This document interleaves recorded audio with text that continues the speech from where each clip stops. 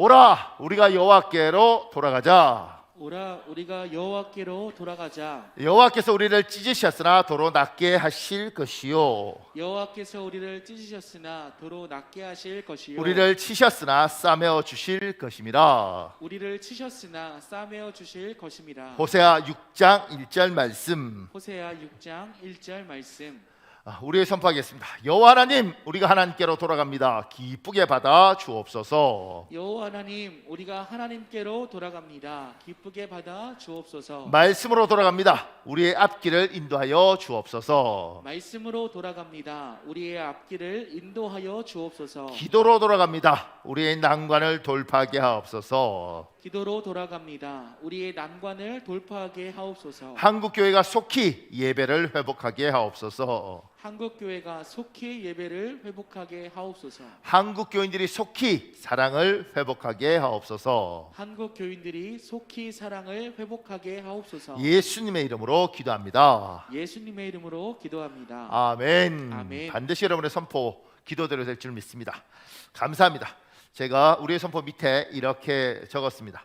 신명기는 모세가 이스라엘 사람들에게 한 설교입니다. 모세의 신학과 신앙이 잘 드러나 있는 책입니다. 신명기 7장 6절에서 7절 여러분 읽겠습니다. 시작. 너는 여호와 내 하나님의 성민이라.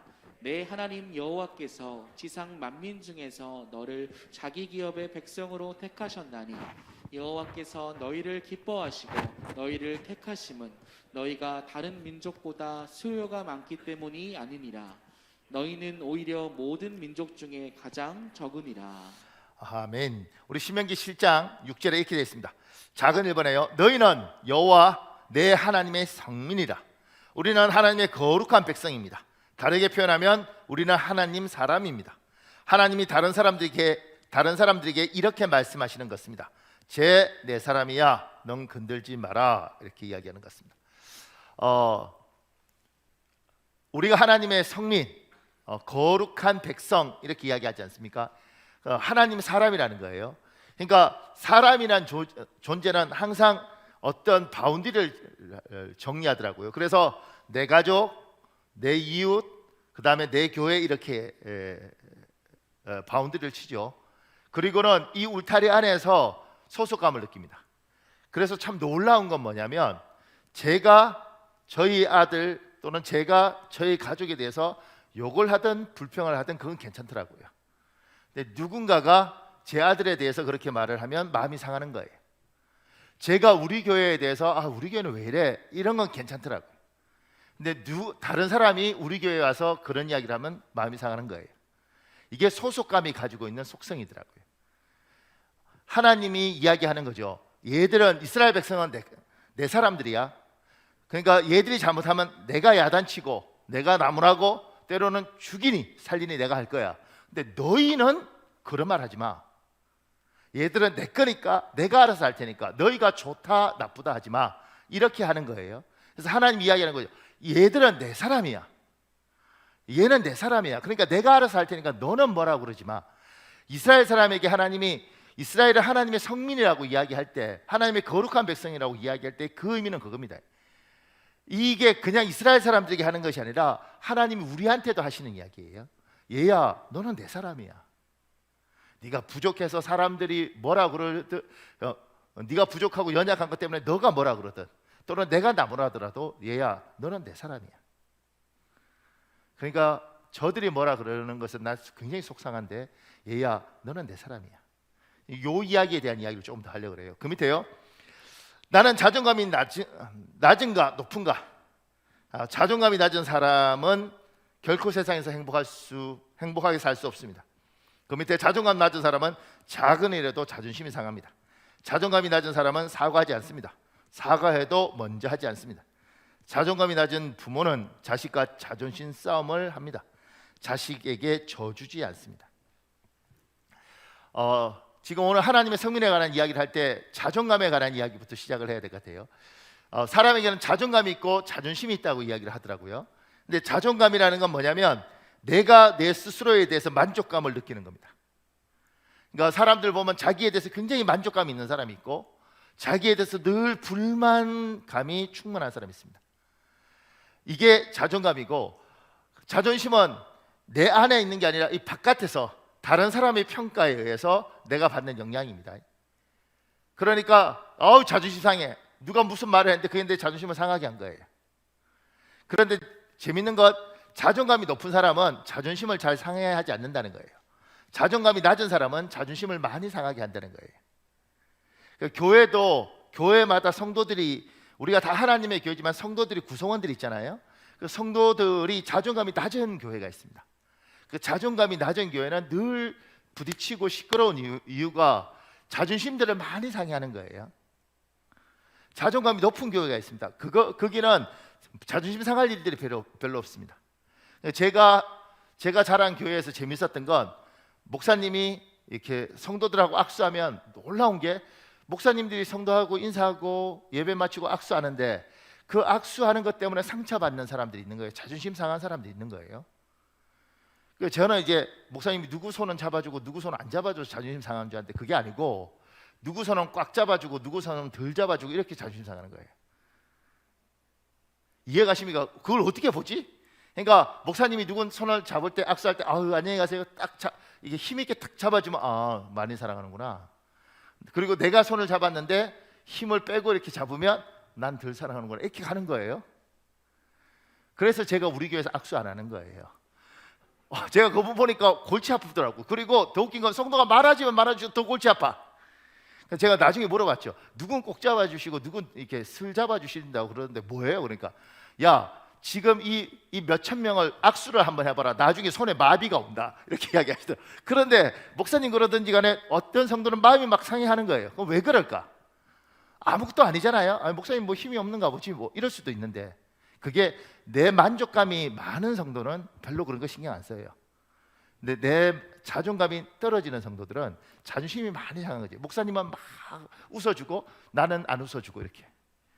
이게 성도들의 상태라는 거예요. 그러니까 여러분은 자존감이 높은가, 자존감이 낮은가, 자존심을 많이 상해하는가, 자존심을 덜 상해하는가, 이것이 여러분에 대한 이야기를 질문을 한번 해보라는 거죠. 그리고 이 자존감이 낮을수록 자존심을 세우다 보니까 자식과의 관계에서도, 부모가 자식한테 져줄 수 있나요? 부모는 항상 이기는 거예요. 이렇게 자식하고의 관계를 이기고 지는 걸로 정리를 하더라고요.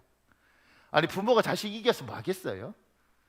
그게 무슨 올림픽에서 이기는 것도 아닌데. 근데 이거 갖고 자꾸 감정 싸움하고 자존심 싸움하니까 이 힘들어지는 거예요.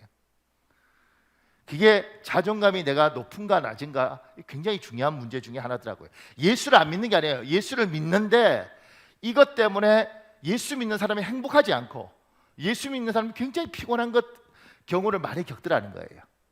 조금 더요. 그 밑에 자존감은 주택, 학벌, 체력 등 소유물에서 찾는 사람이 있습니다.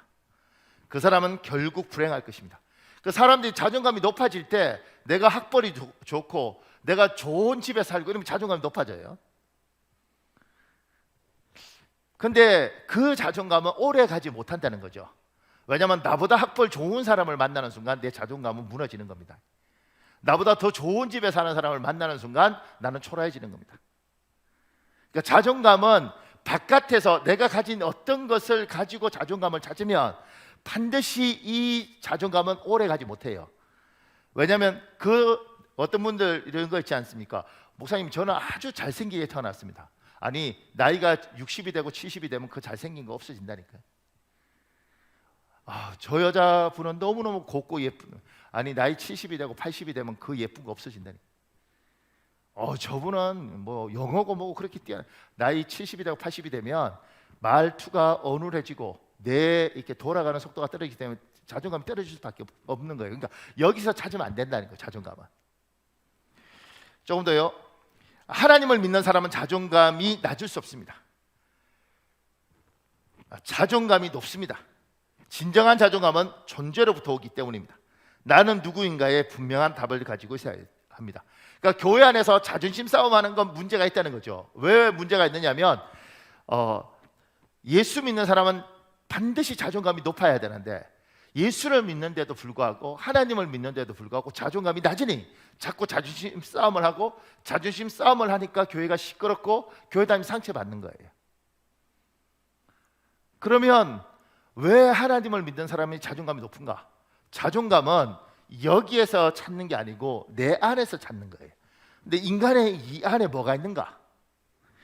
그 밑에요, 한재욱이라는 사람이 쓴 글이 있습니다. 김동 목사님 읽어볼래요? 인문학이란 무엇인가?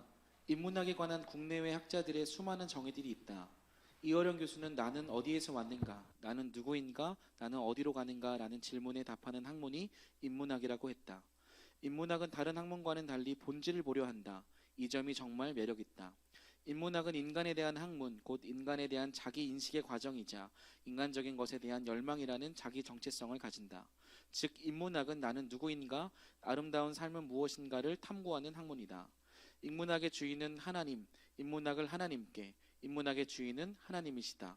성경은 인문학이 추구하는 인간의 본질적인 문제에 명쾌한 답을 준다. 나는 어디서 왔는가? 하나님께로부터 왔다. 나는 누구인가? 나는 하나님의 형상대로 지음을 받고 하나님의 선한 뜻이 있어 이 땅에 보내진 존재이다. 나는 어디로 가는가? 주께서 주신 삶을 다 마치고 주님의 품으로 다시 돌아간다. 그렇다면 인간다운 삶은 무엇인가? 인간이 그래야 하는 문의는 무엇인가? 우리를 창조하시고 사랑하시는 하나님과 동행하며 그를 찬양하며 기쁘게 사는 것이 인간다운 삶이다. 그리고 이 구원의 복음을 이웃에게 전하는 것이 인간다운 삶이다. 과학이 발달하면 발달할수록 인문학이 더 중요하게 요구됩니다. 왜냐하면 인문학이 발달되지 않고 과학이 발전하면 아주 인간성이 없는 사회가 되는 거죠. 그래서 스마트폰 만든 그 스티브 잡스 같은 경우는 인문학적으로 굉장히 탁월한 사람입니다. 굉장히 철학적인 사람이에요. 과학적인 사람보다 예술적인 사람이에요. 근데 그 인문학은 결국 인문학은 뭐냐면 나는 누구인가, 여기에 대한 질문을 하는 것이고 여기에 대한 질문을 인문학에서 이제 찾아가는 거죠. 그런데 너무 많은 이야기들을 하고 있고 복잡해요. 그리고 어떤 건 인간에 대해서 잘못 생각하는 것이 있으니까 내가 누군지에 대한 고민을 하다가 잘못하면 사람이 망가지는 경우도 있어요. 철학 잘못하면 망가진단 말이에요. 그런데 성경에서 나는 누구인가에 대해서 분명히 이야기하고 있죠. 성경은 이야기하고 있어요. 나는 누구인가? 나는 하나님의 형상이고 나는 하나님의 것이고 우리는 어디서 왔는가? 우리는 하나님의 사람이고 어디로 돌아가는가? 우리는 하나님께 돌아간다. 이런 부분에서 명확한 거예요. 그러니까 여러분과 제가 예수를 믿으면 반드시 예수 믿는 사람은 내가 누군지를 알도록, 그리고 교회에서 끊임없이 내가 누군지에 대한 설명을 하고 있습니다. 그리고 내가 누군지 정확히 알면 자존감은 결코 낮아질 수가 없고, 그래서 자존심 싸움 같은 걸 굳이 할 필요가 없다는 거예요. 조금 더요. 그 밑에 이스라엘 사람은 이사야 선지자를 통하여 자기가 누군지 깨닫습니다. 하나님은 이스라엘에게 내가 너를 지었다, 너는 내 것이라고 말씀하십니다. 이사야 43장 1절에 있습니다. 여러분 읽어볼래요? 시작. 야곱아, 너를 창조하신 여호와께서 지금 말씀하시느니라. 이스라엘아, 너를 지으시니가 말씀하시느니라. 너는 두려워하지 말라. 내가 너를 구속하였고 내가 너를 지명하여 불렀나니 너는 내 것이라. 아멘. 이사야 선지자를 통해서 하나님 이스라엘 백성들에게 이야기하죠. 야곱아, 이스라엘아, 그러면서 내가 너를 창조했고 그리고 내가 너를 지었고 너는 내 것이다, 이렇게 이야기를 하는 거예요. 그때 이스라엘 사람들이 어떻게 반응했을까요? 아멘! 믿습니다. 그리고 믿어졌을까? 누군가는 그걸 받아들였겠죠. 그러면 자존감이 삽니다. 아, 내가 하나님의 사람이구나. 하나님이 날 지으셨구나. 내가 하나님 거구나. 야, 내가 메이드 인 코리아, 메이드 인 아메리카 이런 것처럼 내가 하나님의 것이구나. 이런 자부심이 생기는 거죠. 근데 누군가는 하나님 설마 나 같은 거 만들었겠어. 내가 나보다 잘난 사람들도 많은데, 이 사람들은 이걸 안 받아들이는 거예요. 여러분들이 예배를 드리고 하나님 앞에서 이렇게 우리가 어쨌든 주일마다 이렇게 만나서 말씀을 들을 때 이사야를 통해서 이스라엘에게 말씀하셨던 것처럼 하나님 지금 박현호 목사를 통해서 여러분에게 이야기하는 거죠.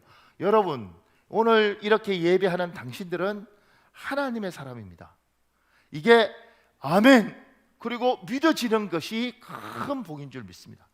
여러분에게 그렇게 믿어지길 예수님 이름으로 축복합니다. 이게 믿어져야 되는 거죠. 믿습니다 이렇게 하는 게 아니고요. 그냥 내가 하나님의 사람이지, 하나님 날 만드셨지, 내가 하나님의 거지, 그리고 나는 하나님을 버려도 하나님은 절대 나를 안 버릴 거야, 이렇게 그냥 믿어지는 이게 큰 복이라니까요. 이건 믿겠다고 해서 믿어지는 게 아니고 계속 적으면서 나는 하나님 것, 나는 하나님 것 이런다고 되는 게 아니에요. 그냥 어느 순간인가 하나님께서 그 믿음을 주시는 거죠. 아, 내가 하나님의 거지. 하나님이 날 만드셨지. 하나님은 절대 나를 안 버려. 하나님은 날 사랑하셔. 이게 믿어지는 겁니다. 주일마다 말씀을 듣는 가운데 왜 이렇게 말씀을 듣고 예배를 하는가? 그 가운데 이 말씀을 들으면서 지금 누군가가 마음속에 내가 하나님의 거지. 맞아. 내가 왜 이걸 잊어먹고 살았지? 이런 사람이 있는 거예요. 누군가는 마음속에서 아멘 이게 올라오는 사람이 있는 거예요. 그게 복입니다. 내가 누군가, 난 하나님의 것이다. 창조주가 날 만드셨다. 나의 가치는 내가 가진 차, 내가 가진 집, 내가 가진 학벌 이게 아니고 나의 자부심은, 나의 자존감은 어디서 오는가? 나의 자존감은 내가 하나님의 것이라는 거. 어차피 이 모든 건 언젠가는 다 떠나갈 것이고 내가 이 세상을 떠날 때는 손을 다 놓고 갈 거다. 내가 하나님 앞에 갔을 때 내가 얘야 너는 누구냐? 내가 당신의 아들입니다. 내가 당신의 딸입니다. 내가 하나님의 것입니다. 이게 우리가 가지고 있는 자존감인 거예요. 여러분에게 이 충만함, 내가 집이 볼 것 없고 내가 가진 게 별 거 없어도 나는 하나님의 것이라는 이 충만함, 그리고 나한테 너희가 뭐라 그러면 하나님께서 그만두지 않을 것이다. 하나님이 내가 부족해서 하나님 나한테 야단도 치시고, 하나님 내가 연약해서 하나님이 너 왜 그러니, 하나님과 나와의 관계는 이렇게 하지만 누군가가 나를 힘들게 하고 누군가가 날 어렵게 할 때 하나님께서 얘는 내 거야. 네가 왜 그래? 얘는 내 사람이야. 네가 왜 그래? 때려도 내가 때리고 야단을 쳐도 내가 칠 거야. 너는 건드리지 마. 내 거야. 이렇게 가는 부분에서 여러분이 그게 믿어지시고 그것이 여러분 안에 들어오는 복이 있길 예수님을 축복합니다. 이게 힘이에요. 이게 힘이라고.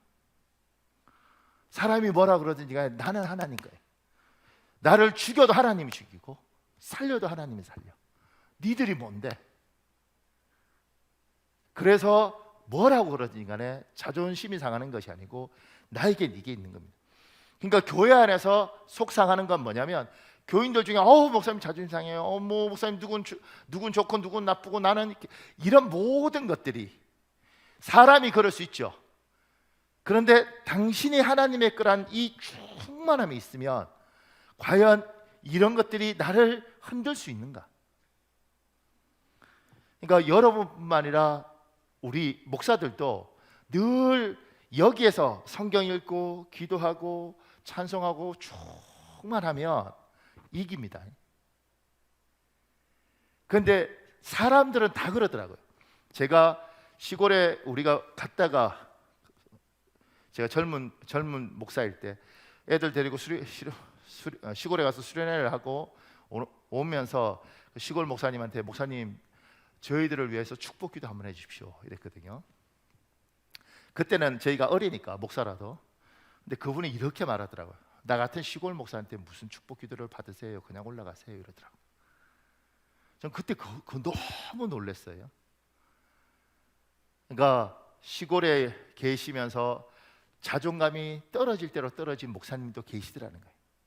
그러니까 이렇게 말씀하시는 거죠. 목사님, 당신들 똑똑하고 잘나고 젊은데 나한테 무슨 축복 기도를 받냐? 그냥 올라가서 서울에 있는 당신들 이렇게 하고 그냥 나 같은 시골에 있는 목사는. 그러니까 그때는 몰랐는데 그때는 너무 놀라고 세상에 이런 목사님이 다 있나? 근데 제가 이제 목사가 되고 나이가 들면서 보니 어느 순간인가 목사들도 여기에서 자존감을 찾고 이러려면 이것 때문에 사람이 여기가 무너지더라는 거예요. 하나님이 큰 교회를 주든 작은 교회를 주든 박사학위를 받든 없든 내 안에 하나님과의 관계가 충만하면 은혜로 가득 차면 이거 아무것도 아니더라는 거예요. 여러분과 제가 하나님을 믿고 은혜가 가득하면 기도하고 예배하고 충만하면 세상이 뭐라든 아유 너는 뭐 집도 네 집 아닌데 그렇지 내 집 아니지 뭐. 그런데 그게 마음 상하는 게 아니라 아유 뭐 어떡하겠어. 천국에 그래도 우리 집이 있다니까 할렐루야. 그러고 사는 거죠.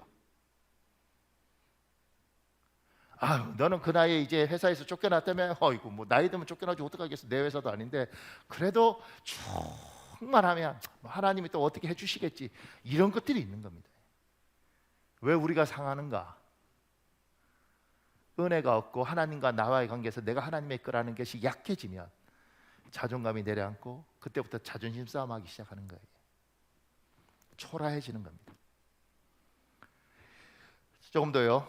그 밑에 작은 해 보네요. 여호와께서 지상 만민 중에서 너를 자기 기업의 백성으로 택하셨나니, 하나님이 우리를 선택하셨습니다. 먼저 선택한 쪽이 항상 선택당한 상대방에 비하여 막중한 책임을 집니다. 그러니까 연애할 때 원칙이 있죠. 무슨 원칙이 있어요? 먼저 사랑한다는 말 하지 말아라. 먼저 결혼하자는 말 하지 말아라. 먼저 결혼하자 그래서 결혼하면 그 다음부터 부부싸움 할 때 네가 결혼하자 그래서 내가 결혼했잖아, 이러니까 지고, 먼저 사랑한다고 말하면 나중에 사랑 싸움 할 때 네가 사랑했잖아, 사랑한다고 내한테 고백했잖아, 이러면 지는 거예요. 이게 굉장히 이제 청년들한테 중요한 건데, 그래서 사랑하면 그냥 고백해야 됩니다. 근데 이렇게 이것처럼 먼저 사랑하겠다고, 먼저 결혼하겠다고 뱉은 그 사람의 책임이 막중하죠. 우리가 하나님을 먼저 사랑하는 게 아니라 저분이 먼저 사랑하고 우리에게 오셨어요. 내가 너를 사랑한다. 뭐 나는 당신 별로 사랑하고 싶지 않은데, 얘야 내가 너를 사랑한다. 나는 못났고 성격도 못났다는 거예요. 알아. 그런데 내가 너를 사랑한다. 그럼 나 버릴 겁니까? 난 너 안 버릴게. 그렇게 시작된 게 예수 믿는 믿음인 거죠. 하나님이 여러분 먼저 사랑했다는 것이 그렇게 중요한 겁니다. 여러분은 하나님을 떠나도 저분은 안 떠나십니다. 뱉은 말에 대한 책임을 지시는 거죠. 그 밑에 작은 사문에요. 너희를 택하시면 너희가 다른 민족보다 수요가 많기 때문이 아니니라. 하나님은 굳이 우리를 선택할 논리적 이유가 없습니다.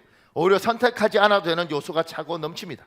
그러나 하나님은 우리를 자신의 사람, 자기의 자녀로 선택하셨습니다. 신명기 7장 7절에 있습니다. 여러분 읽어볼래요? 시작. 여러분이 다른 민족보다 수가 많기 때문에 여호와께서 여러분을 사랑하시고 택한 것이 아닙니다. 오히려 여러분은 모든 민족 가운데 가장 작은 민족입니다. 하나님이 무엇인가를 선택할 때, 사람이 무엇인가를 선택할 때는 항상 좋고 뛰어나고 딴 것보다 탁월한 걸 선택하지 못난 걸 선택하지 않습니다. 이게 인간의 속성이죠. 근데 하나님은 반대 선택을 하셨어요. 민족들 중에 가장 작은 너희를 내가 선택했다는 거예요. 내 민족으로. 그러니까 우리가 이해가 되지 않죠. 왜? 저 못난 것을, 저 부족한 것을. 하나님이 우리를 선택한 건 논리적으로 우리는 이해할 수 없습니다. 하나님도 우리한테 이해시킬 생각이 없습니다. 왜 이스라엘을 선택했는가? 왜 우리를 선택했는가? 하나님이 이렇게 말씀하신 거예요. 나는 네가 좋았다. 논리적으로 좀 설명해 주세요. 그냥 좋았다. 여러분과 저는 항상 훈련하죠. 어떤 훈련을 하냐면 합리적으로 그 이유를 발견하고 원인을 발견하는 훈련들을 우린 계속합니다. 인과 법칙에 대해서 훈련하죠. 근데 아주대 심리학과 교수가 그 이야기를 했더라고요. 사람은 합리적이지 않다. 다만 합리적이려고 애를 쓸 뿐이다. 여러분과 제가 논리적으로 살려고 노력할 뿐이지 우린 논리적이지 않습니다. 그게 여러분과 제가 가진 속성이에요. 그걸 가장 먼저 알 수 있는 게 뭐냐면 우리에게 하나님이 자녀를 주시고 그 자녀를 보면서 생각하죠. 내가 왜 얘를 사랑할까? 이유가 안 돼요. 그냥 사랑하는 겁니다. 옆집 애가 아무리 잘생겨도 못난 내 새끼가 좋습니다. 저는 우리 큰애 가졌다는 이야기 듣고 처음에 우리 애기 가졌다는 이야기 듣고요. 저는 그때 너무 인생이 바빴는데 머릿속에는 복잡하더라고요. 이거 뭐 대학원 다녀야죠, 직장생활 해야죠. 그게 애기까지 있으면 어떻게 사나? 머리는 복잡한데 얼굴은 웃고 있는 거예요. 더 웃긴 건 그 이야기 듣고 가는데 구름 위를 걷는 것 같더라고요. 좋아서. 지금 그 아들이 24살이 됐습니다. 이런 생각하죠. 그때 왜 내가 구름 위를 걷는 것 같은 정신이 없었지, 이런 생각도 해요. 키워보면 우리는 알잖아요. 그런데도 불구하고 지금도 좋습니다. 논리적이지 않아요. 하나님이 여러분을 왜 좋아하는가? 그냥 좋으신 겁니다. 근거를 찾으려는 순간, 여러분에게 하나님이 좋아할 이유를 찾으려는 순간 여러분과 저는 굉장히 힘들어질 수 있습니다. 왜냐하면 찾을 수가 없습니다. 하나님이 왜 좋아하는가? 그냥 좋으셨습니다. 그래서 여러분이 여러분의 자녀를 왜 좋은가? 부모들 여기 있으니까 물어보시면 알 겁니다. 요새 이상한 부모들이 많더라고요. 그런데 정상적인 부모들은 내 아이가 좋습니다. 옆집 아이보다 못나도 좋고 얘보다 떨어져도 좋습니다. 그냥 얘가 좋습니다. 하나님이 그러신 거예요. 얘야, 난 네가 좋다. 그래서 내가 너에게 먼저 왔고 너를 내 자녀로 선택했다. 나는 후회 없다. 그 밑에 존 오웬이라는 사람이 쓴 여러 가지 글 중에 제가 굵은 걸로 줄친 것만요. 우리가 흔히 말하는 튤립 교리는 이러한 칼빈주의 5대 교리 내용의 머릿글자를 따서 지어진 것입니다. 칼빈주의 5대 교리가 칼빈주의의 모든 주장을 담고 있는 것은 아니지만 꼭 알아야 하는 것을 담고 있기에 이를 아는 것은 중요합니다. 칼빈주의 5대 교리 각각의 내용은 따로 설명되기도 하지만 연결해서 볼 수 있습니다. 전적으로 부패한 인간은 스스로 구원할 수 없습니다. 하나님은 그런 인간을 무조건적으로 선택하셨고 당신이 선택하신 자들만을 구속하십니다. 인간은 하나님의 구원의 은혜를 결코 거부할 수 없습니다. 한 번 구원받은 성도는 하나님의 보존하시는 은혜를 따라 끝까지 견디게 됩니다. 그래서 이걸 5대 교리라고 그러는데 그 두 번째 무조건적인 선택.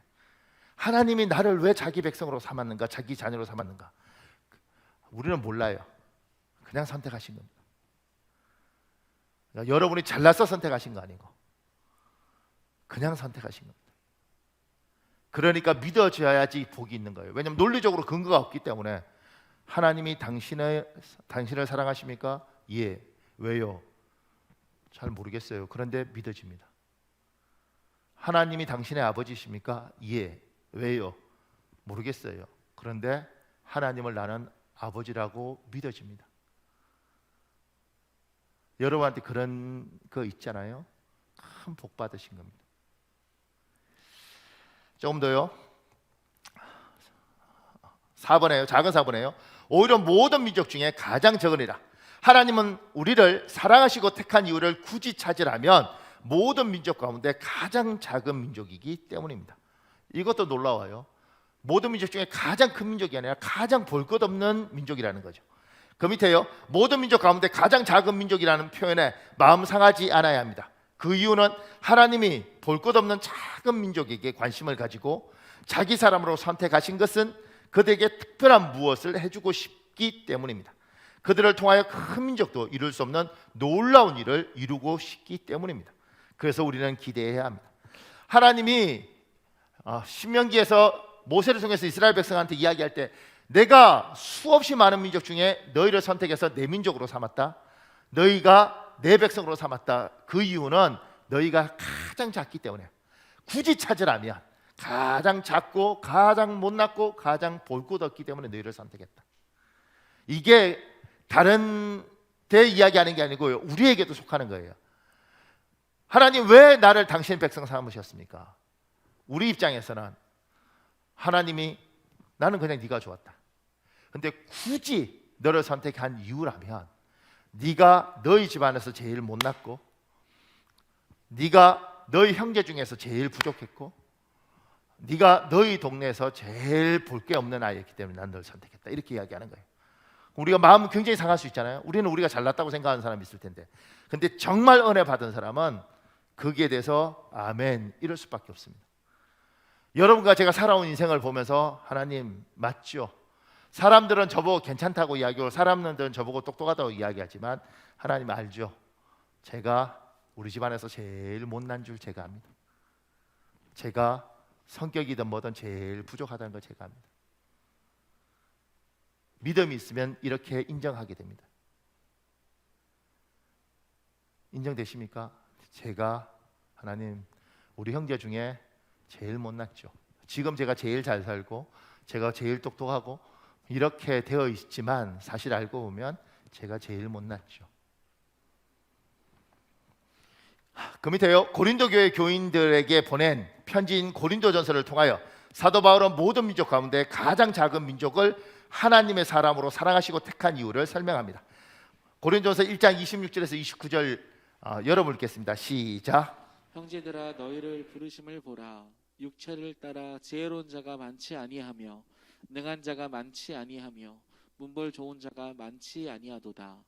그러나 하나님께서 세상에 미련한 것들을 택하사 지혜 있는 자들을 부끄럽게 하려 하시고 세상에 약한 것들을 택하사 강한 것들을 부끄럽게 하려 하시며 하나님께서 세상에 천한 것들과 멸시받는 것들과 없는 것들을 택하사 있는 것들을 폐하려 하시나니 이는 아무 육체도 하나님 앞에서 자랑하지 못하게 하려 하심이라.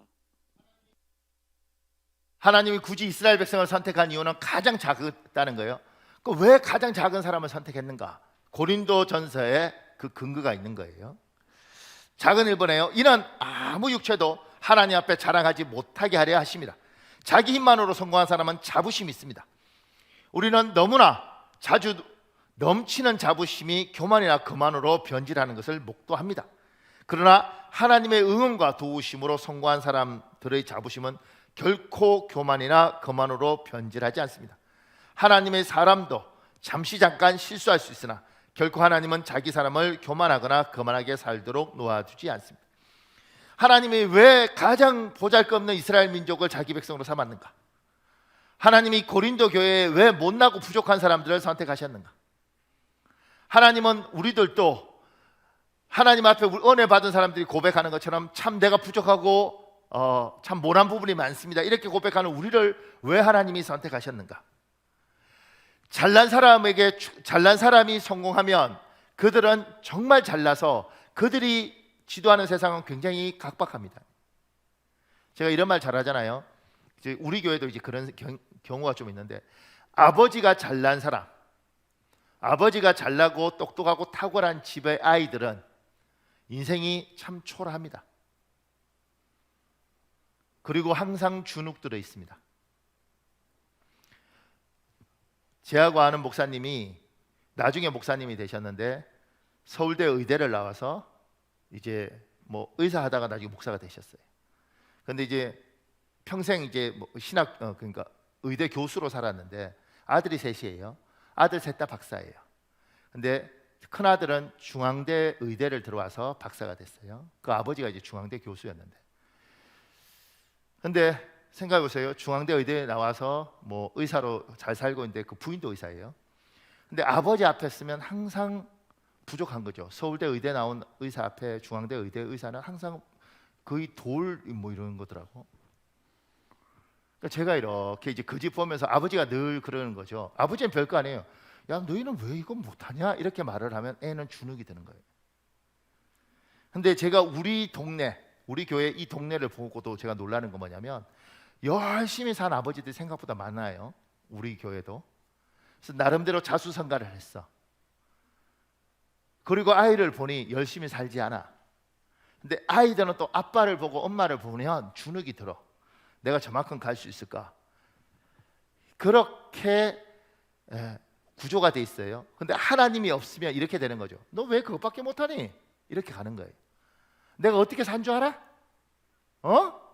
내가 죽도록 살아서 이만큼 왔어.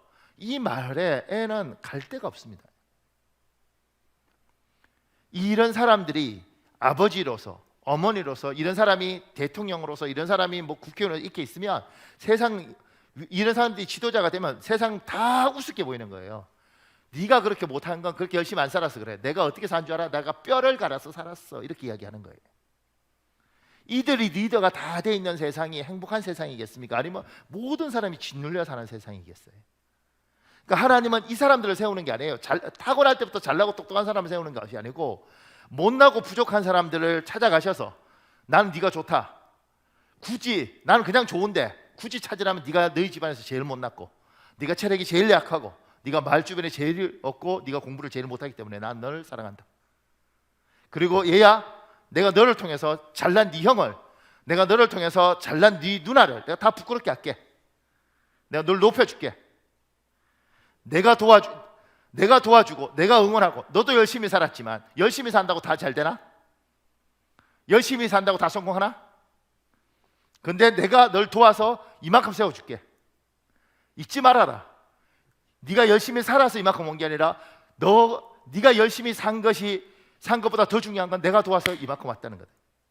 그러니 누구에게 이만큼 어떻게 이렇게 잘 되셨습니까? 이렇게 이야기하면 세상 사람들은 제가요 뼈를 갈아서 이만큼 왔습니다 이렇게 이야기할 때 너도 그렇게 열심히 살았지만 하나님의 은혜입니다.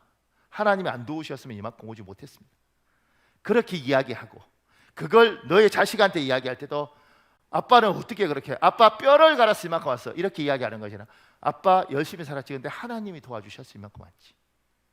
엄마 하나님이 도와주셨어 이만큼 왔지. 너도 하나님이 도와주시면 그만큼 갈 수 있어. 하나님이 나를 축복하신 것처럼 너도 축복하지 않겠냐. 이런 사람들이 지도자로 쓰고 이런 사람들이 교회의 기둥으로 쓰고 이런 사람이 나라의 기둥으로 쓰기를 하나님 원하시죠. 그래서 못난 걸 선택하신 거예요. 은혜 주면 얘는 알 거다. 지가 누군지 아니까 은혜 받으면 얘는 교만을 떨지 않을 거다.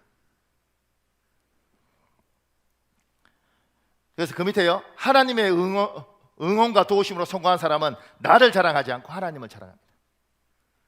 여러분 중에 성공한 사람들은 반드시 하나님 자랑하셔야 됩니다. 하나님 높이셔야 됩니다. 그 밑에요 우리 마음속에 있는 교만은 여러 형태로 드러납니다. 근데 우리가 잘 모르는 교만의 형태가 있습니다. 그건 잔소리입니다. 내 힘으로 사람을 바꾸려고 할 때 나타나는 현상이 잔소리입니다. 잔소리는 교만입니다. 제가 교만에 관한 이야기를 하면서 꼭 언급하고 싶은 게 있더라고요. 여러분과 제가 잘 모르고 넘어가는데 나름대로 열심히 살아서 성공한 사람은 그 성공에 취해서 잔소리를 해요. 예수를 믿고도 잔소리하는 거예요. 근데 그 잔소리는 교만의 형태라는 거예요. 왜냐하면 내 소리로 사람을 바꿀 수 있다고 믿기 때문에 끊임없이 이야기를 하는 겁니다. 사람 안 바뀌어요. 그런다고 사람 바뀌는 거 아닙니다. 내가 사람을 바꿀 수 있다. 그게 교만이고 그 형태가 잔소리입니다. 제가 밑에요 데일 카네기라는 사람이 쓴 글들이 있는데 보세요. 지옥의 모든 악마들이 발명한 사랑을 파괴하는 모든 끔찍한 장치들 중에서 잔소리는 가장 치명적인 장치이다. 잔소리는 실패하는 법이 없다. 킹 코브라의 독처럼 그것은 항상 사랑을 파괴하고 죽여버린다. 톨스토이의 아내는 너무 늦게 그 사실을 알게 되었다. 그녀는 죽기 전 두 딸 앞에서 고백했다. 내가 너희 아버지를 죽였다. 딸들은 대답하지 않았다. 그저 울고만 있었다. 딸들은 어머니 말이 사실이라는 것을 알고 있었다. 어머니가 끊임없는 불평과 끝없는 비판과 끝을 모르는 잔소리로 아버지를 죽음에 이끌었다는 것을 알고 있었다. 처음 결혼했을 때 이들은 너무나 행복했다. 하지만 48년이 지난 후 톨스토이는 아내를 보는 것조차 힘들어했다. 82세가 된 톨스토이는 더 이상 이 비극적이고 불행한 가정생활을 견딜 수 없었다. 1910년 10월 어느 눈 오던 밤 톨스토이는 아내를 피해 추위와 어둠 속으로 나섰다. 어디로 가야겠다는 생각도 없었다. 그로부터 11일 후 톨스토이는 기차에서 폐렴으로 죽었다. 그의 마지막 말은 그가 있는 곳에 그의 아내가 오지 않게 해달라는 것이었다. 독자들은 톨스토이의 아내가 잔소리할 만한 이유가 있었으리라고 생각할 수도 있다. 그럴 수도 있다. 하지만 그 이야기는 요점을 벗어나 있다. 문제는 이것이다. 잔소리가 그녀에게 도움이 되었는가 아니면 잔소리로 인해 나쁜 상황이 더 나빠졌는가. 제가 생각해도 전 미쳤던 것 같아요. 톨스토이 부인은 이렇게 말했다. 하지만 이미 늦었다. 그러니까 우리가 아는 그 러시아의 유명한 톨스토이가 82살에 집 나가서 11일 만에 객사로 발견됐어요. 그 이유가 뭐냐면 아내의 잔소리에 지쳤다는 거죠. 톨스토이의 아내는 생각했겠죠. 내가 이 남자를 바꿀 수 있다. 그래도 교만이라는 거예요. 그러니까 예수 믿고 집안 시끄러운 것 중에 하나는 자꾸 잔소리 하는데 잔소리 사람 못 바꿉니다. 시끄럽게 만드는 거예요. 그러니까 여러분이 좀 지혜가 있으면 아내가 하도 잔소리를 하면 이렇게 말씀하십시오. 내가 톨스토이가 될까? 이렇게. 근데 이게 놀라운 건 뭐냐면 나이가 들면 남자도 잔소리는 만만치 않습니다. 그러니까 여자분들이 이야기하죠. 여보, 나는 당신이 그냥 남자로 살지 톨스토이 아내처럼 성을 바꾸기를 원하지 않아. 여자가 되지 마. 이렇게. 그리고 여러분의 아이도 집 나갈 수 있습니다. 그러니까 사람 못 바꿉니다. 그러니까 맞는 말을 해야죠. 맞는 말을 끊임없이 죽도록 하면 그게 잔소리가 되는 거예요. 내가 저 사람을 바꿀 수 있다. 교만입니다. 그럼 이렇게 말하죠. 그럼 목사님 어떻게 해요? 그 밑에요. 돌처럼 변하지 않는 나의 사랑하는 사람을 두 손 놓고 바라만 보고 있어야 하는가? 이거 신문 기사인데요. 허준호는 배우 생활을 접고 선교 생활을 했다. 그는 한 간증 집회에서 괴로움을 겪으면서 인생이 흔들렸다. 한동안 헤어나지 못했다. 그쯤 하나님이 찾으셨고 그때부터 내 인생은 놀라운 변화가 시작됐다고 고백했다. 허준호는 2003년 교통사고가 났는데 몸이 공중으로 날아간 순간 죽었다고 생각했다며 살아왔던 인생이 파노라마처럼 스쳐 지나갔다고 했다. 그 후 김종원 목사에게 전화를 걸어 방문을 요청했다. 갈비뼈가 모두 부러진 것 같다는 진단을 받았는데 두 번째 병원에서 몸은 상한 것이 하나 없다고 했다. 차는 폐차될 정도였지만 그는 기적같이 일어나게 되었다. 허준호는 윤복기 권사님이 20년 동안 나를 위해 기도하고 계셨다고 했다. 굉장히 유명한 배우잖아요. 그리고 이제 요새 굉장히 넷플릭스나 이걸 통해서 세계적으로 유명한 배우가 됐대요. 그런데 이 사람 같은 경우는 여러 가지 문제가 있어서 엄주하고 이러면서 지금 죽을 뻔하면서 하나님을 만났다는 거예요. 그리고 만나니까 사람이 바뀌어 버린 거죠. 사람은 사람을 바꾸는 게 아니라 우리는 교육시키고 훈련시킬 수는 있지만 사람이 바뀌진 않더라. 그럼 누가 바꾸는가? 사람은 하나님만 바꿀 수 있다. 하나님이 만나 주시는 건 웬 방법이 없다. 여러분이 사람을 바꾸고 싶으면 그 사람에게 예수 그리스도를 소개시켜주고 그리고 기도하는 겁니다. 하나님 저를 만나 주십시오. 근데 여러분의 기도가 무서운 건 뭐냐면 하나님 내 아들 개망나니 같은데 저거 사람 됐으면 좋겠습니다 이렇게 기도했잖아요. 하나님 여러분의 기도를 들어주세요. 어떻게? 오늘 얘 꿈에 나타나서 얘야 네가 개망나니 같으니까 확 돌아서라 이렇게 말하면 얼마나 좋겠어요. 그렇다고 사람은 바뀌는 게 아닙니다. 하나님 직접 만나도 안 바뀌는 사람 안 바뀌더라고요. 하나님이 여러분이 그 기도했으면 그 기도에 대한 대가를 치러야 됩니다. 하나님이 이 아이에게 때로는 직장에서 잘리게 하고 때로는 얘를 코너에 몰고 그래서 3년 5년 얘가 죽을 것 같은 인생을 살면서 생각을 바꾸고 마음의 변화가 일어나고 그러면서 사람이 바뀌는 거예요. 여러분과 제가 어떤 기도를 하면 하나님은 그 기도에 응답을 하는데 우리는 펑 하고 바뀔 것 같지만 그러지 않더라는 거예요. 하나님 내 남편을 예수 믿게 해주세요. 내 아내를 예수 믿게 해주세요. 하나님 우리 아이가 사람 됐으면 좋겠습니다. 때로는 죽을 병에 걸리기도 하고 때로는 직장이 코너에 몰리기도 하고 그 속에서 3년 5년을 피눈물 흘리고 살면서 내가 가진 이 생각 갖고 살면 안 되겠다. 그러면서 하나님을 찾고 하나님을 만나고 그러면서 생각도 바뀌고 사고도 바뀌고 이렇게 하면서 인생이 바뀌는 거예요. 기도했을 때 그 기도의 대가라는 것들을 이 고통이 왔을 때 이렇게 하죠. 하나님 왜 이러세요? 내가 하나님 사랑한다고 그만큼 금식하고 기도했는데 왜 나한테 고생을 주세요? 하나님 이야기하세요. 네가 기도했지 않냐? 응답을 찾아가는 과정이 이런 거 없이 어떻게 사람이 바뀌고 세월과 시간이 없이 어떻게 사람이 바뀌겠냐? 그러네 얘야 네가 기도했던 것에 대해서 내가 응답하는 거다. 이 고통의 시간을 잘 인내해라. 그러면 열매가 있다. 여러분의 기도는 응답하십니다. 그리고 그 응답에 대해서 하나님이 일하시는 과정을 잘 이겨내야 되고 이게 때로는 3년이 될 수도 있고 때로는 5년이 될 수도 있습니다. 여러분의 잔소리로 사람을 바꾸는 것이 아니라 하나님이 하셔야 돼요. 하나님. 그리고 그걸 위해서 기도하셔야 되는 겁니다. 마지막 작은 이번에요. 하나님은 세상의 미련한 것들을 택하사 지혜 있는 자들을 부끄럽게 세상의 약한 것들을 택하사 강한 것들을 부끄럽게 세상의 천한 것들과 멸시받는 것들과 없는 것들을 택하사 있는 것들을 폐하려는 좋은 계획을 가지고 우리를 자기 사람으로 자기 자녀로 선택하셨습니다. 하나님이 계획이 있는 거죠. 어떤 계획이냐면 못난 걸 선택해서 잘난 것, 하나님 안 믿고 하나님 없다고 주장하는 그 잘난 것들을 부끄럽게 하기 위해서 못난 우리를 선택하셨습니다. 그 말은 뭐냐면 여러분이 열심히 살고 하나님의 도움을 구하고 하나님과 하면 하나님이 지금 이 구조를 바꿔놓겠다는 이야기예요. 하나님이 도우셔서 바꿔놓겠다는 거예요. 저는 기도할 때 하나님 이렇게 기도합니다. 하나님 제가 잘 됐으면 좋겠습니다. 목사들도 좋은 집안에서 좋은 뿌리 갖고 이렇게 태어난 목사도 있지만 저처럼 예수 안 믿는 집안에 태어나서 일가친척 아무도 안 믿고 오직 하나님이 도우셔서 하나님이 인도하셔서 하나님 제가 잘 됐으면 좋겠습니다. 그러면 제가 잘 되면 세상에 약한 것들을 들어서 강한 걸 부끄럽게 하는 것처럼 하나님 제가 잘 되면 제가 하나님 자랑하고 살겠습니다. 그리고 제가 잘 되면 후배 목사들한테 이야기하겠습니다. 정말 하나님 붙들고 살아라. 그러면 하나님이 하나님이 일을 하더라. 제가 자랑하겠습니다. 하나님. 그래서 어쩌면 못난 저를 선택해서 하나님이 참 좋은 것들로 채워주셨더라고요. 그 말은 여러분들도 하나님이 여러분을 부르시고 자기 백성을 삼으셨을 때 못나고 부족한 여러분에게 하나님이 선택하시는 건 여러분을 통해서 저 잘난 것, 저 교만한 것들을 부끄럽게 할 생각이 있다는 거죠. 그러면 그 기대를 가지고 살라는 겁니다. 포기하지 말고 낙심하지 말고 힘들어도 하나님 한번 해주십시오. 우리 집안에서 내가 중간에 태어나서 다섯째 중에 셋째로 태어나서 내가 여기 최이고 저기 치고 내가 제일 못났는데, 그래서 집이 돈이 없을 때 태어나서 공부도 못했고, 그런데 하나님 내가 당신 믿고 예수 믿고 내가 죽도록 살았습니다. 하나님 때마다 도우셔서 우리 다섯 형제 중에 그래도 내가 첫 번째는 잘 살지 못했지만 내가 두 번째로 잘 삽니다.